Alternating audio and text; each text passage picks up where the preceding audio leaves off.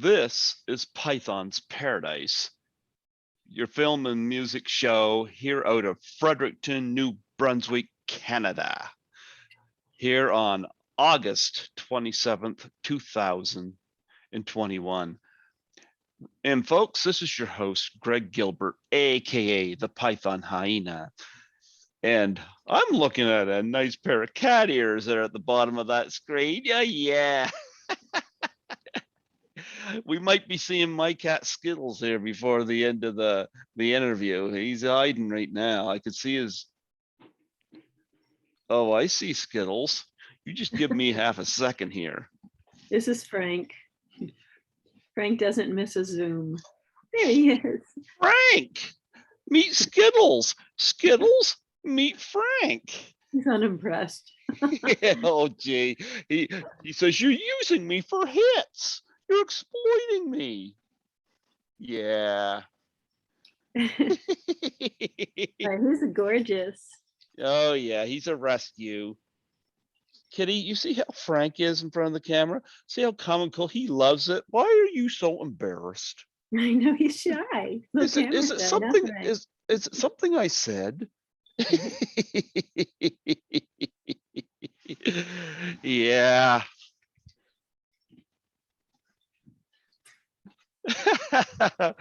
Yeah, yours just seems to just love it, huh? He does. He started last year and just like is like, oh, is it Zoom time? Do we have a meeting? Okay, sorry I'm late. And he just like takes his position. Mm. Well, folks, we are celebrating the 30th anniversary of Ernest Scared Stupid. Yeah. Yeah.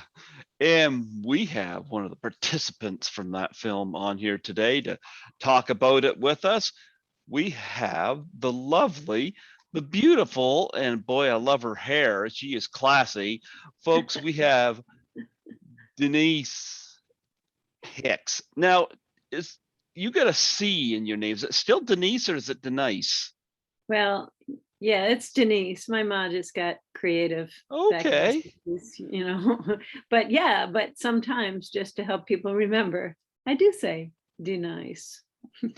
I have a cousin named Denise, with an S, but I've never seen it spelt with a C before. But yeah, I was think also that's Denise cool. with a C for a lot of times, just to distinguish me. Okay. Well, as I was saying before we started recording, I love the blue. You're wearing blue, and you've got nice blue background. You look very positive in that room. But that's exactly what I am doing my best to exude. Positivity. Yeah. And you got help there, right there on your lap. Yeah, Frank. He's good. He's good. He's helpful. Yeah. My Skittles is over there right now, licking himself and whatnot, going, boy, I got all the hairs back in place after you ruffled my hair there and exploited me on camera. That's okay. He'll forgive me once I rattle that treat bag. Oh, yeah, right? Well, how are you doing? He say it. He's like, did you say treats? He knows a little bit of English. There you go. Yeah. Yeah, there you go. Oh, he's liking this. I love this. I love the ears just perked up right there. We have right outside my window here, we have a little roof where squirrels and birds, I throw bird seed and peanuts up there. So it's a good perch for these guys to watch the wonderful world of nature just outside our window.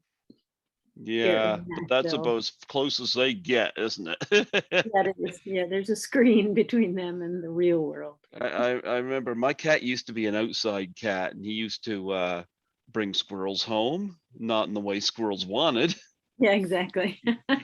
But when I got moved into town here, my cat is now indoors because I don't want him out there where he could get hit by a car, and I want him in here where I can exploit him on Zoom. Yeah. Yeah. I love Zoom. I'm associated with CHSR down on the community campus down not too far from here. Yeah. And I've been doing this podcast since 2015, but when Wow. when we went into lockdown, I had about 30 people waiting for me, and I was like, what do I do? You know, because I was always doing these by phone down on campus, and I had one of my guests to introduce me to Zoom, and I was lucky on one end. My former station manager told me, "Don't put my interviews all up at once. Save some for a rainy day." I had no idea COVID was going to be the rainy day. You It's a know. long, long rainy day after day after day. Well, I put up like when your interview when I'm done with you today, it'll be unlisted on YouTube. Mhm. But I'll send it to you so you could put it up so you don't have to wait for me to go public with it. Okay. You could put it up first. But the reason I do that is because I put 5 up public a month, and whenever we like my whenever we went into lockdown, I had about 150 interviews I could still put up on my YouTube and keep my channel updated during COVID. And with the rest of 2020, no, it wasn't able to do my show, but I was able to put up new interviews. But I'm an essential worker. I work as a cleaner. So, Mhm. but so I kept employed during the time, but I missed doing my show. So one of my guests had said to me, she said, if she can do Zoom, I can do Zoom, you And know? she was right. Yes. Yeah. And you're number 89 this year. I am loving this, you know? That's amazing. That is amazing. Yeah. Yeah, And we I, have all had to learn to adapt and be positive and, do what we do as best we can until it's time that we can all come together and do it again.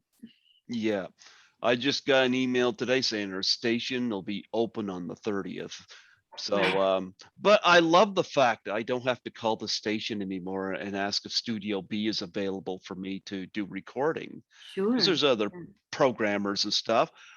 But I could just take my flash drive down, because here we have video and we have audio. So I could take the audio down and I can play it over the air when I do my show. I'm looking forward to getting down there, but some of my audience has followed me onto YouTube, and so I'm loving this process. But I love it seeing people face to face and seeing their various backgrounds. You know, Right. like I said, your light blues there on the wall there. It's such a nice positive vibe to it. You know, and Yeah. yeah, yeah. Yeah, this is my home office, I have a little house here in East Nashville, Tennessee, but this little room is sort of my little haven with my books and my cats and my Zoom. Is it your office or is it your cat's office? We share. I think we're coworkers, I have to say. I like it as ear flicks there, like, you better Yeah, answer that right. that's a signal, yeah. He's very serious, though. He's got an excellent work ethic, don't you, Frank? Mhm. Well, you know what? It's wonderful having you come on here today, you know. Every year when I do my show, I always try to look at what the anniversaries are and whatnot. And I looked up some of your backstory too. So we're going to talk about what you're doing in Nashville as well. But you know, before we talk about Ernest Scared Stupid, I want to get a little bit of your background, because I know you're involved in theater and things of that nature as well. Give us your background, how you got into the arts. Oh, golly, that's so long ago. But my mother was a very artsy person, visual, musical, theater. Hmm. She directed a traveling vaudeville show that when I was 5 years old, she put me on stage and singing with the show. We traveled to veterans hospitals during the Vietnam War, and uh, and then I just kept doing that. all my life. So, middle school theater and high school theater. And I got a job singing at a Holiday Inn lounge for happy hours to make extra money. And then I went to governor's school in Pennsylvania, which was a wonderful training ground. And on to college. And then I auditioned for Opryland USA, which is here in Nashville. It was a theme park performing in the show there. So that's what brought me to Nashville. And then I just fell in love with Nashville. It's just a great place to live, a really sweet little city that's now growing hugely quickly. They found out you were here, and they found out you're there, and they showed up. Gathered around. That's funny. So yeah, so we have. I was in on the ground floor of a couple of theater companies here, and have landed these last many years at the Nashville Shakespeare Festival, where I am the executive artistic director. And that's what I have been doing. So I've been acting all along. Started directing in my 30s and producing since then, but pretty much all I do. Theater is very, very time consuming, so I just haven't really had a lot of time to do film or TV work. I'll get the auditions calls, but then I see that I'm not available to do the shoot, so I have to pass. But a few have come in. We did the Ernest television show here back right around the same time we were doing Ernest Scared Stupid. And that was a ton of fun. And then little films, little commercials come through, little industrials, whatever, voiceover. An actor really has to be able to say yes and to everything, to every opportunity to make a living. You had mentioned, what did you say you started when you were 5 years old? Yeah. Here's a question. You say your family was deep into theater and whatnot. Were you nervous about doing that at 5 years old, or did you just embrace it? Both, I think. Okay. I remember my mother saying, me saying, I think I'm nervous. And she's saying, no, you're not nervous. You're just excited. So I kind of learned to translate those feelings of nervousness into, no, I'm just excited. I'm happy to do this. So, yeah, so we all have ways of dealing with nervousness or fear. And sometimes it's the way to deal with that is to acknowledge it and step up to it and embrace it and keep going anyway. Yeah. Do you remember your first performance? No, I remember the stories that were told about me as I was so small, and they didn't have a microphone that went down low enough for me, so they had a box that I had to stand on so that I was at the same level so I could sing into the mic. But I don't really. I have flashes of memories of like being in the veterans hospitals during the war and seeing those younger veterans, and there were still older veterans in the hospitals that we toured to that were still there from like World War I. This was mid to late 60s, and they had just been in the hospital all of their lives. So I also learned at that very early age that performing is a form of social work. Like you can make someone's life better.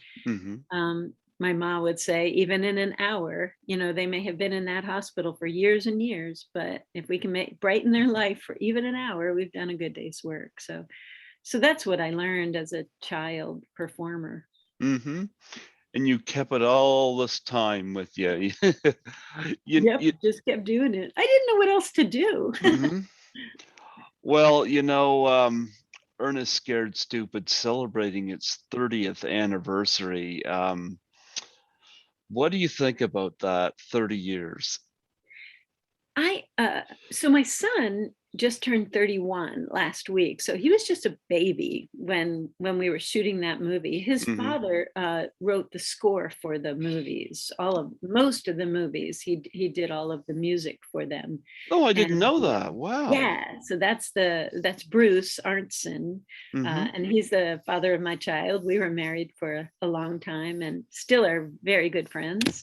Um, so Arlo, my son, it kind of was raised with the soundtrack of the Ernest TV show and movies. And but so I sort of measure time in how old he is and how tall he is. And it definitely is a long time ago. But what I love about those Ernest movies is they're not dated because they're Hmm. sort of classic comedy. I mean, Hmm. the kind of comedy that Jim Varney was such a pro at, and his skill level of playing so many different characters in addition to the Ernest character is really pretty timeless. And so I also love that, like, I have a nephew who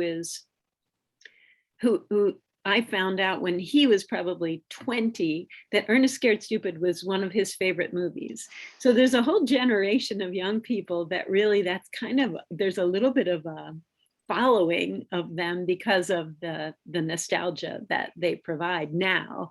Because when they were kids, like, these are the movies that were a little scary to watch, or a little, just a little on the edge of naughty, or pushing some envelope of they didn't. I felt like Jim Varney and all of the Ernest movies didn't really talk down to kids, and he knew he was playing to an adult audience as well. So gives it a kind of timelessness, I think. It's interesting. You say your son is 31. So he was born in 90, the same year Ernest Goes to Jail come out. Yes, Yeah. yes. So I that definitely, that soundtrack, when Bruce was writing that music, which hmm is fantastic. And I love the opening song. That's actually Bruce singing the opening song. That was a great score. And yeah, that was the year I was pregnant and Arlo was born. yeah. I saw two of the Ernest movies in the theater back in the day. Because I'm 49 years old, and um I remember we saw Ernest Saves Christmas and we saw Ernest Goes to Jail. My father, to this day, Ernest Saves Christmas is like his favorite movie ever, you know? Sweet. That's awesome. Yeah. And I remember in school, my grade 7 teacher had, one of these days before holidays, showed us Ernest Goes to Camp. So yeah, The that was my, first, the original, the yeah, first. yeah. I had, back in 2017. I can't believe it doesn't seem that long ago, but I had Justin Lloyd come on here, Yeah. who is the nephew of Jim Varney. I do tribute interviews if somebody has passed away, like I've had Alfred Hitchcock's granddaughter on here. I've had Audrey Hepburn's eldest son come on here. Right. And yeah, because it allows me to make these people part of the show. And I Yeah. get to hear these stories about these people, and I love that, and being able to reminisce and hear about these people. And the stories I hear are amazing, but I did one on Jim Varney. Justin Lloyd had wrote a book called The Importance of Being Earnest. Oh, sweet. Yeah. Oh, golly, I haven't heard of that book. I need to look it up. Yeah, yeah, his name's Justin Lloyd. Yeah. And I think there's a Facebook page for it or something. And that was where I caught him. And I had him on here to talk about Jim Varney and what it was like growing up with Ernest P. Worrell as an uncle, and Well, he had so many characters in it. Jim had so many characters in addition to Ernest that just made hanging out with him a party. It could just be one.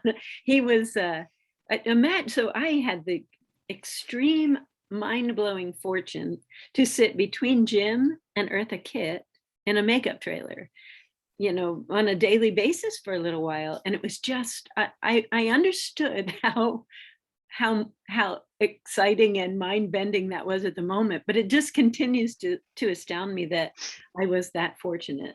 Frank's back. He had to go get it done. Frank's like, yeah, now you're in the makeup trailer between me. I know. Yeah, who's more important, Eartha Kitt or you? Yeah, but I she heard. was she was frequently quiet. Like she was a woman of just like quiet grace. And Jim, was just like just motor mouth, trivia, quoting. He loved Shakespeare, and Mhm. he had memorized several roles. He knew the role of Claudius in Hamlet. There was a rumor that he had written a sixth act to Hamlet, which I never read, but I Mhm. believed him. He just knew. He knew a lot about so many things, and he was just so entertaining and so generous with his humor as well as his knowledge. It was really, really an extraordinary time. I feel so fortunate. You know what I mean? You know what I mean? Yeah, know what I mean? I remember too at Ernest Says Christmas, like when he's testing the punch out and he goes, superb. And my dad just laughs at that, Right, right, yeah. Because Yeah, it's hard you he never, co-wrote those scripts because of his improvisational skills. He was mhm. such a great improvisational actor as well. And so a lot of that stuff was just him. And Coke Sams, who directed, knew to let him go, knew when don't call cut yet, because even if we don't get a great take, we're going to have fabulous outtakes. Mhm. So they would let the camera roll at the end of takes quite a bit, because of we just never knew what Jim was going to say or do. It was always brilliant. Didn't matter. Yeah. No,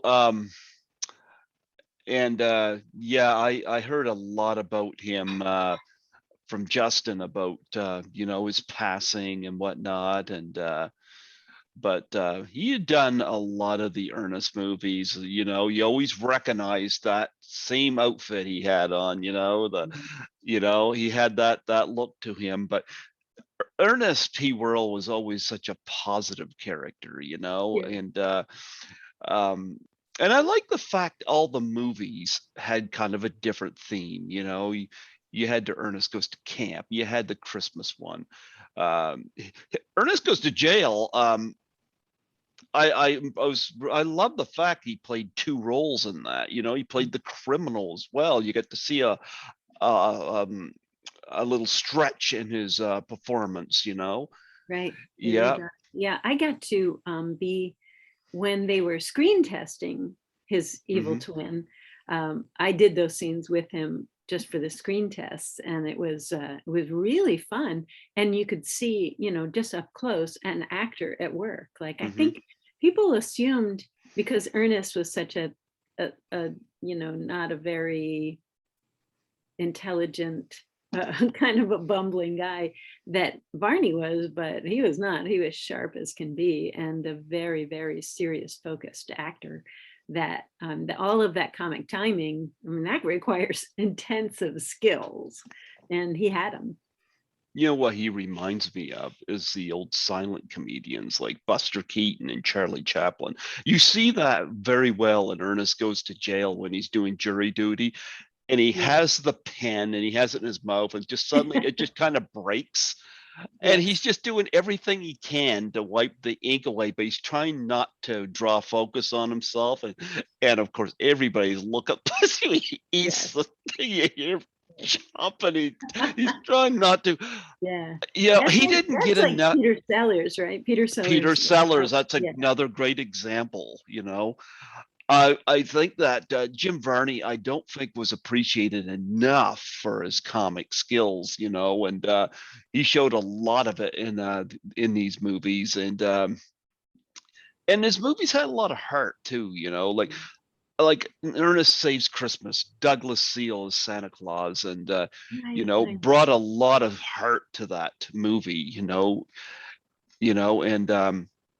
but but Ernest Scared Stupid. he's got his horror film version. And I love horror movies, Right. so here he The movie is. was too scary. So my son, who was a baby, I still didn't let him see that until he was old enough to be, to see me be a horrible mom, to tell my little girl, there's no such thing as trolls, right before she gets snatched and turned into a No wooden such thing as doll. trolls until you get on the internet. I know. Yeah, exactly. Has a whole new meaning now. It does. Yeah. But Arlo, I was like, don't, I did not encourage him to watch that till he's probably 13 years old. I'm like, okay, now, you can see me be a really bad mom. Well, Ernest Scared Stupid, he does this Halloween film, and he's battling trolls. Slimy Joes, slimy, goopy. Oh my gosh, that the goop that was always kind of Yeah, just running off of them and coming out of them was calls just them booger lips, and so gross. Like, yeah, yeah. it was so very hot when we were shooting that film that they had to have little fans, like they would stick in between scenes. They would have little fans that they would stick in to cool the people that were in the suits because it was so hot under the rubber. And the faces were all controlled by remote. So so the actors inside those costumes were not actually doing all the facial expressions. Somebody else was, but they were heavy and hot, and we felt for them. Because even in the woods, that was all on a sound stage here in Nashville, unair conditioned and just really, really hot. Frankie there doesn't need an air condition to look cool. I He's can so just cool. tell he is so cool. Super cool cat. He is. It's been really hot here these last several days. And yeah, he just like, they're good, cats are good little masters of how to stay cool, how to be chill, take a nap, take it easy. They're masters. That we I have think fun experience. Justin Lloyd, who I interviewed on behalf of Jim Varney, I think if I remember, memory serves me, he said he was on set one day for Ernest Scared Stupid. I I think he said something about the railroad scene or something like that. I don't remember, Mhm. but he talked about being on set and it was for Ernest Scared Stupid. Yeah, Hmm. this sets because so much of the crew and cast are local here to Nashville. It was a real. I had Arlo. I mean, even though he was just a 1-year-old baby, in the cast and crew photo, he's on my lap, and I'm like, hey, wait a minute, I remember him being there. I had my brother came down from Pennsylvania and nannied for me during that film, so that I didn't have to worry so much about him, but it was always, we're all very close. Nashville's a super friendly place anyway, but it gets to be like a family when you work together as a cast and crew over that many movies and through the TV show as well. It's like we're all still, a lot of us are still in touch and see each other on a regular basis, not because of those films, but just because we all work and live here in Nashville. Outside Ernest Scared Stupid, do you have a favorite of the films? I loved the darkness of Goes to Jail. I thought it was so different, and like I say, I really loved that score. But seeing Varney play that other character so well, so thoroughly, I just really, and I have some really other good friends that were in that film as well, and I thought it was fun and dark in a bizarre way. I love Scared Stupid too. I think it is it's an interesting little story, and like you say, I mean, they have heart. The whole idea. I love the dog, that plays such an important role in that Rimshot, the dog Yeah. named Rimshot. Every comedic. I mean, every comedian needs a rim shot next, right? But so I don't know. I just think they're fun, and they have just enough. I mean, just enough sappiness to keep them sweet, and I love that scene in Ernest Goes to Jail where he's trying to break out and he's dressed as the old woman and he's talking to the prison guard and it's under the big ball kind of falls out under the dress. He goes, I was told this was going to be removed next Thursday or something like that. Yeah. Yes. Yeah. But no, 30 years for Ernest Scared Stupid. We got the first 5 films here in the theater. I think the last one we had here, and it was only very limited release, was Ernest Rides Again. Right. And I think the last one that was released theatrically, I think, and it was very limited, was Ernest Goes to School, but we did not get that here. And then they just started going to video. And I know, I think it was Justin had relayed that when he done Ernest Goes to Africa, he might have caught something that might have attributed to his illness, you know. Yeah. But he did, I'd say, good 9 or 10 of these Ernest movies, you know. Right. And I think the last one he did was Ernest Goes to the Army, and so he gave us a lot of memories with that, you know. But I think, sure did. Plus his work on Toy Story, you know, the voice. Oh, that's right. Yeah, Slinky Dog. Yeah. Oh, he had lots more to do. Bruce, my ex-husband, wrote a film called Existo that Barney had a You're part of that. hilarious role in. Yeah, I mean, it's the same crew, basically, same cast and crew, same folks, Jackie Welch and Barry Scott and just local actors that have been, you know, making theater and film here for a long time. So just part of living in this community in Nashville. But that independent film, Barney got to pretty much play himself, you know, which was just a performance artist. And there goes one circle. Another kitty. Yes, that's Butter, who sees a squirrel, so there's no stopping him. But you know, yeah, Jim Varney, Ernest Scared Stupid. I got a lot of memories of watching these films growing up, and like I said, with your dad, right? I mean, that's so cool that kind of that sort of movie that has a boy appeal, you know, can be a father-son bonding opportunity. Well, my dad loves Ernest Saves Christmas. You know, like we saw that as a family at the theater. Oh, cool. But Ernest Goes to Jail, I think it was just my father, myself, and my younger brother that saw that one. We didn't see any of the other ones in the theater. Again, it would depend on like we couldn't go by ourselves at that time, you know, and a lot of it would depend on schedules with the parents and this and that. So I caught those 2 in the theater. So, you know, I got those 2 memories, and but I'm pretty sure because I go to Toronto for the horror film conventions, and they've got some really cool theaters down there. I wouldn't be surprised if they've had Ernest screenings down there at some point or other, you know. And so Toronto's a great film city. Oh yeah. Well, I've lived here my entire life. I'm 49 years old.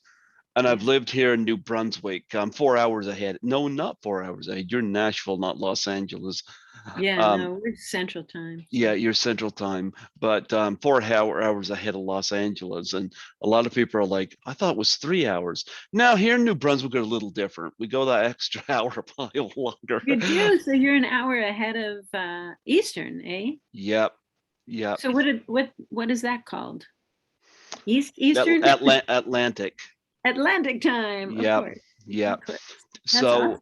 I didn't realize that. That's cool. Yeah, New Brunswick is right next to Nova Scotia, and but I've lived here my whole life, and I had no desire to travel until an actress I interviewed invited me to assist her at her table at Horrorama in Toronto. And I couldn't say no to that. Yeah, right. Oh, that Because would be so much fun. yeah, because I've known who she was since the 80s, and Yeah, yeah. I was like, yeah, I'll go. And I'm the first one actually I'm the only one in my family who's been in a plane. And I was nervous about that until I got on the plane. It was like, geez, this is like taking a bus in the sky, and Sure, except you're way up. yeah. And it didn't bother me, surprisingly. And of course, compared to Toronto, this is very, very small here in Fredericton. I get there, it's like Dorothy and the Wizard of Oz looking at all those tall buildings. I'm not in Kansas anymore. Yeah, yeah. But the horror film conventions, it's such a wonderful community there. And Yeah. yep, I'm going to Frightmare in the Falls in the end of October.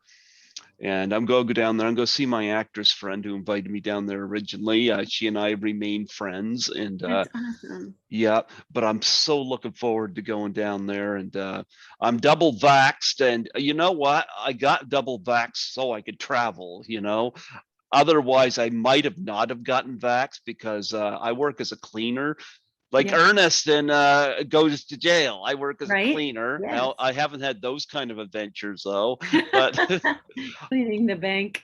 well, I usually work back shift like at nights, so I'm not around a lot of people. Right. So, but I got the vaccination so that I could go to Toronto. And Right. That's great. yeah, so I did it for that. And so I'm looking forward to going down there for that. And so have you ever got to do the conventions before?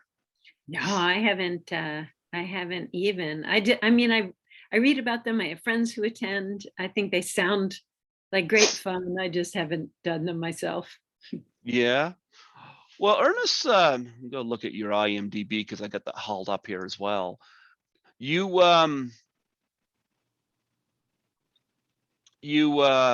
didn't just do Ernest Scared Stupid. You were part of Hey Vern, it's Ernest TV Right. series. We did 13 episodes and they were so much fun. Yeah. It CBS, it was CBS morning, Saturday morning, like when we used to have cartoons on Saturday morning, and mhm. and that show just had one season. It was really popular, but I think it was a little bizarre. Like there was a lot about it that was kind of surreal. And Isn't it funny but you never see Vern? yeah, you never do. You are Vern. You're Vern. I guess. But I like it. He just doesn't get the hint. Like in Ernest Saves Christmas, he tries to bring that Christmas tree in there, and the door slams. Yes. He just doesn't take the hint. He just doesn't. He likes Vern and he assumes someday Vern's gonna like him too. Yeah. I love his optimistic. It's just I love that, and it's just funny. And he just brings a Christmas tree in there and just wreaks havoc unintentionally.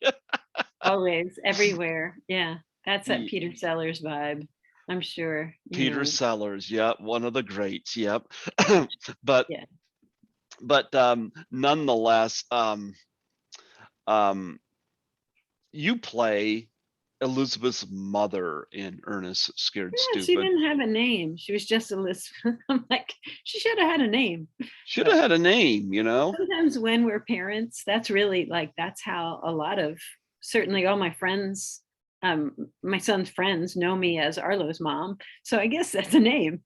There you go. There you go.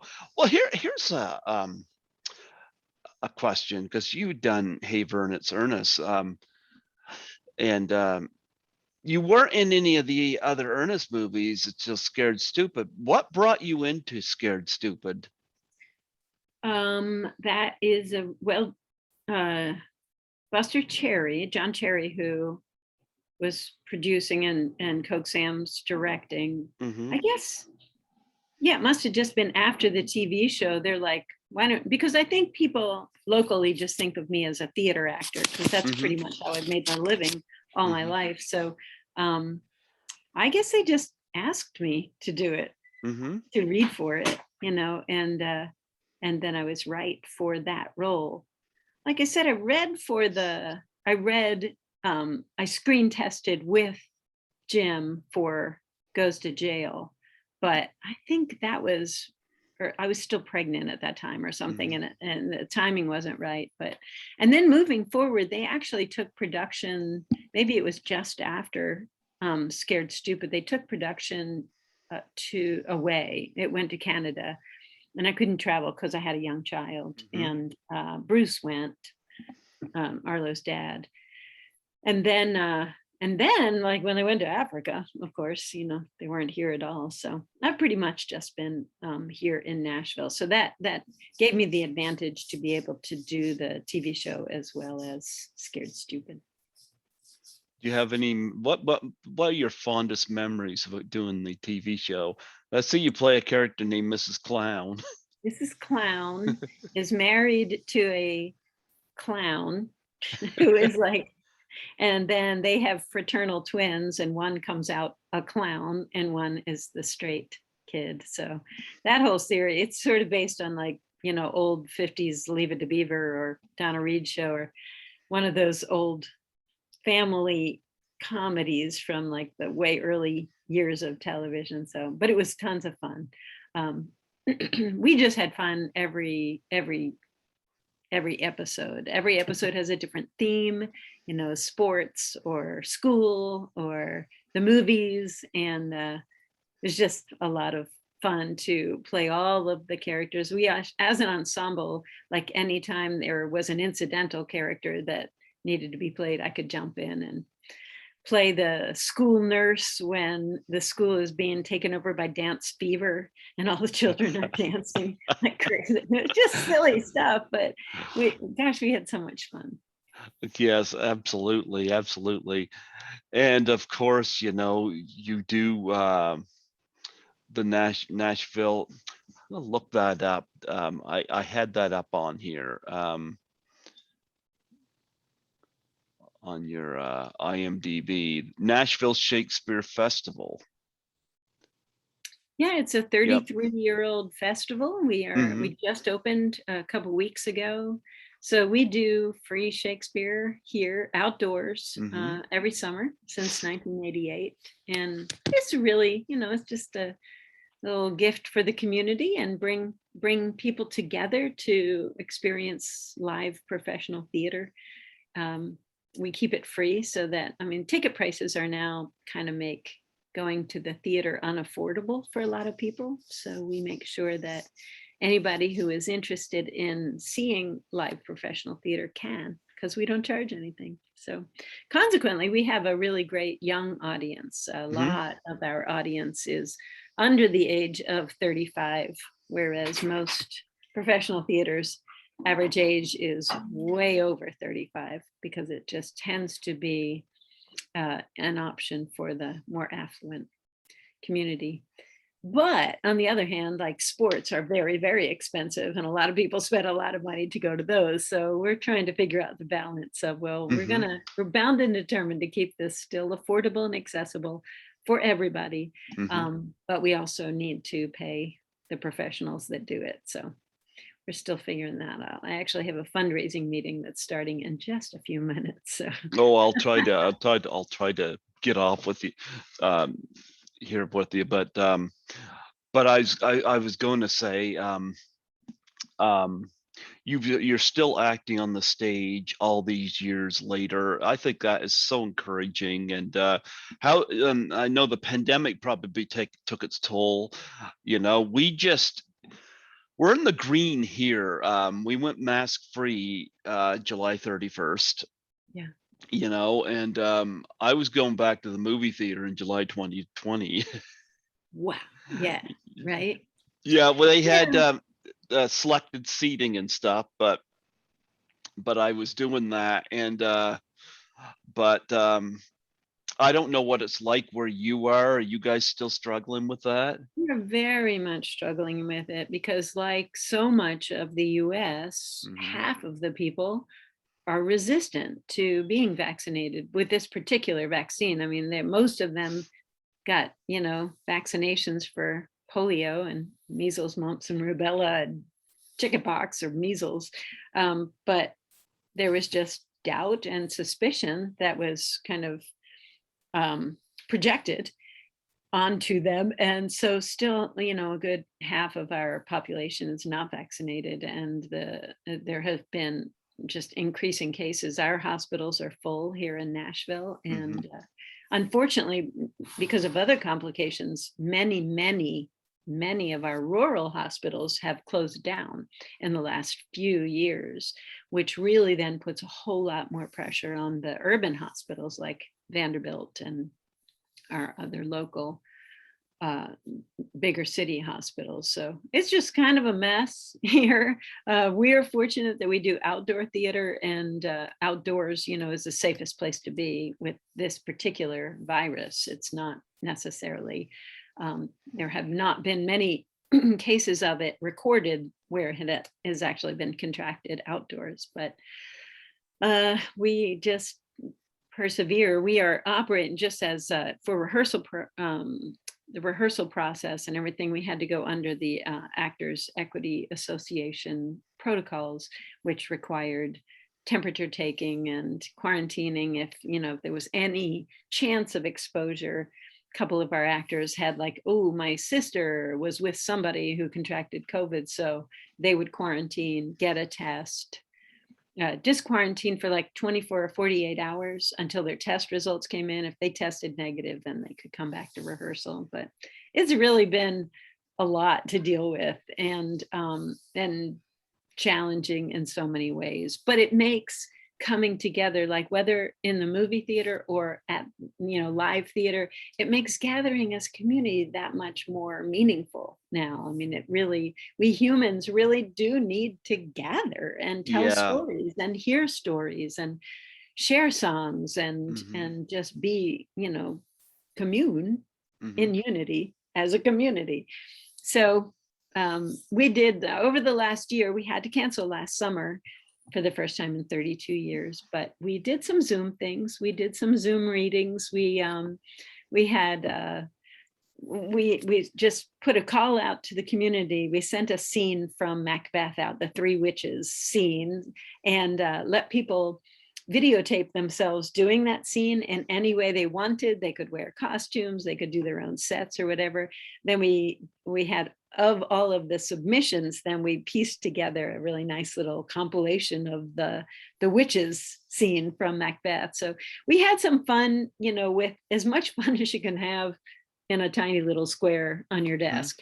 But we did have some fun, and now it's great to be able to do an outdoor festival again and make art with friends again. Do you get any charities that you want to plug and promote on here? The Nashville Shakespeare Festival is a nonprofit that serves the community and schools. We go into schools and help teachers teach Shakespeare and help students appreciate Shakespeare for the glorious language that it is, the universal stories, the relatable and relevant characters, everything that's in that literature. Although, it's written by somebody from another country 400 years ago, it really has relevance to today, the stories that are told and the characters, the relationships. So we run this nonprofit to support the local professional community and also to serve the greater community. A lot of people, Nashville is a pretty great tourist destination. So I'm always thrilled when we had two guys, summer 2019, the last time we did the festival. Actually, we're in East Tennessee for a NASCAR race, and they came over to Nashville to see our Tempest. So it was really, they had come all the way from Scotland for that NASCAR race, and then they're like, but we thought, well, as long as we were here, we'd come over and see our Shakespeare. I'm like, that's terrific. So that is yeah, I would say. Well, you know what? Here's something I do with a lot of my guests. You got a web page for that Nashville Shakespeare company, right? Yeah, nashvilleshakes.org. Okay. What I do, and I'll throw this out to you. I'll donate to the charity of your choice, like something like this, in return for a Doubtfire Face challenge for suicide and depression awareness. Okay. Yeah. Remember the ice bucket challenge when it happened for Yeah. ALS? Yeah. Well, after we had lost Robin Williams, one came up for suicide and depression awareness called the Doubtfire Face Challenge. And since you did play Mrs. Clown, I did. yeah, the challenge involves you filming yourself. You take a pie in the face and you Uh-huh. nominate 3 people.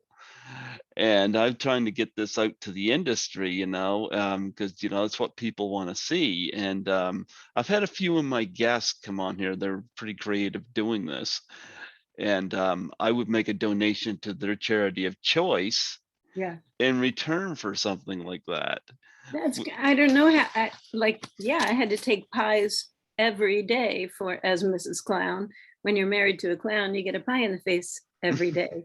But I hadn't heard of the Doubtfire Challenge. So thank you for enlightening me about that. Yeah. And what a great cause too. Yep. So if you wanted to do a Doubtfire Face challenge, and if you knew people in the industry, you could throw a nomination out. Yeah. Yeah, I would make a donation to the Shakespeare. Yeah, That's awesome, Greg. Thank you. I would be willing to do that. I've done that. I had Sandy Johnson on, who was in the original Halloween, and her husband was dressed up as Michael Myers. He died.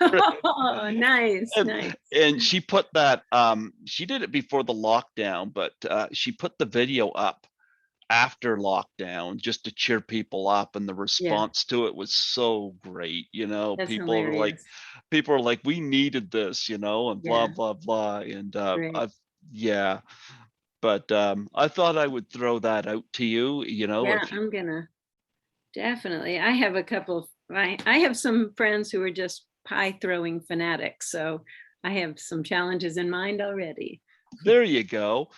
And you mind if I add you on Facebook? No, that's fine. Okay, I'll add you on Facebook, and you could send me the link to that charity. Okay. And yeah, and I'll make a donation. Yeah, I thought I'd throw that out there. I thought I usually can tell by a person's disposition or personality whether I'll throw that out to them. Like Ellen Udy, for example, was in My Bloody Valentine, Yes. and she's a professional clown now. And when I found that out, I had to throw it out to her. Yeah. And she did one too. Yes. Yeah. So yeah, I thought I would throw that out to you. So yeah, but Great. I'm gonna let you get to your meeting. But it was so awesome having you come on here and reminisce about um, Ernest Scared Stupid, and Vern, who we never get to see. Every man is burned. Yeah, it's Ev- been really, really nice getting to know you, and I really appreciate what you're doing up there, and certainly I'm grateful for our time. And I'm going to do one more thing too. You mentioned Pennsylvania. I know another podcaster. His name's Scotty McCoy. He does a show called Slasher Scotty, Uh-huh. and I think he'd be interested to have you on the show. I'll pass your name on to him, and he's highly recommended by me as well. Yeah, great. Yeah, yeah, Okay. absolutely. And he's done the Doubtfire Challenge. Nice. Yeah, I'm going to look that up and look into it. So thank Yeah. you. Yeah, I'm trying to get that out there. I don't know how much stuff's online, but I've got a playlist with it on YouTube, and I've had a few of my guests do it. And yeah, um, I know ALS. My dad's got ALS, and I know that that went way out there with the Ice Bucket Challenge. And when the Doubtfire Challenge happened, it hasn't quite had the legs. Right. But I'm kind of like, I grew up with that kind of humor. I love it. And I was like, I did the challenge, I think, because I was going to challenge people if I wouldn't do it myself.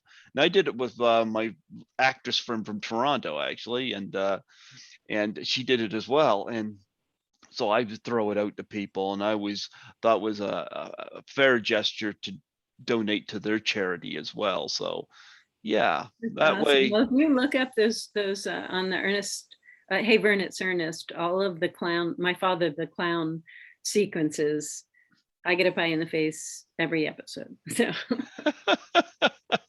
I had a lot of wigs. Yeah.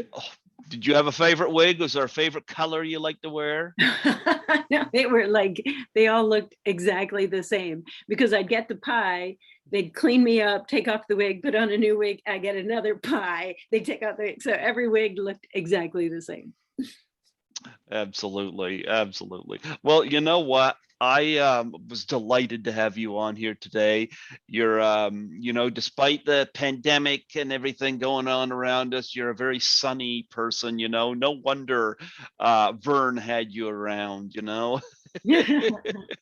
Great. Well, thanks, Greg. It sure was good to talk to you, and all the best in future shows. Absolutely. Well, you know what? Thank you so much. Before I let you go, would you mind doing a little plug for my show? Nope. Yep. Just state who you are and say you're listening to Greg Gilbert on Python's Paradise. Great. Hey, I'm Denice Hicks, the Executive Artistic Director of the Nashville Shakespeare Festival, and you are listening to Greg Gilbert on Python's Paradise. And we're celebrating the 30th anniversary of Ernest Scared Stupid. With Frankie, whenever he pops. Yeah, he's taking a break. Absolutely. God bless you. Thank you so much for allowing me the honor to chat with you today. Thanks so much. Take care. Take care. Bye-bye.